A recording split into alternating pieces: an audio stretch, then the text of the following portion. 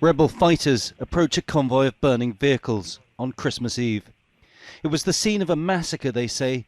More than 30 men, women and children executed, their bodies burned.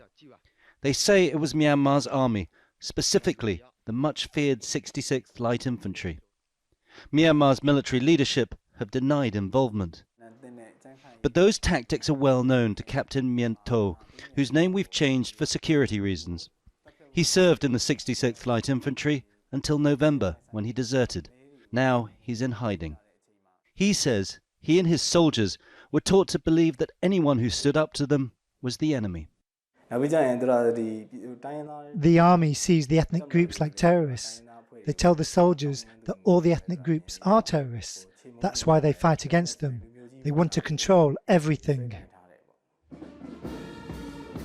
Despite decades of oppressive rule, members of Myanmar's army, or Tatmadaw as they're often called inside the country, were held in high regard.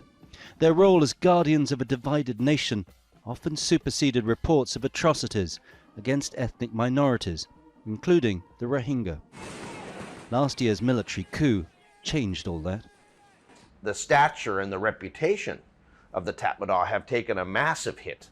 The people of Myanmar, quite frankly, hate them and view them as terrorists. At one stage, it was thought that the trickle of defectors coming from over there in Myanmar might turn into a flood. That didn't happen. The army closed ranks, and since then, it's been very hard to know what's going on in military minds.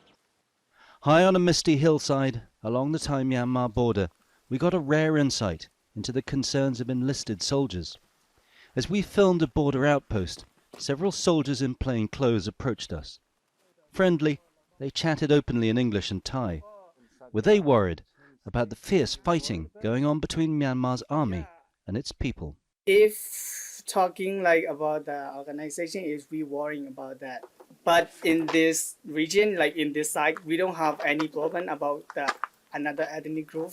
Yeah, but are you worried about the fighting inside Myanmar as well? Yeah, a little bit. Captain MYAT can be more open about his concerns. Since February there's no happiness, he sings. My homeland is destroyed.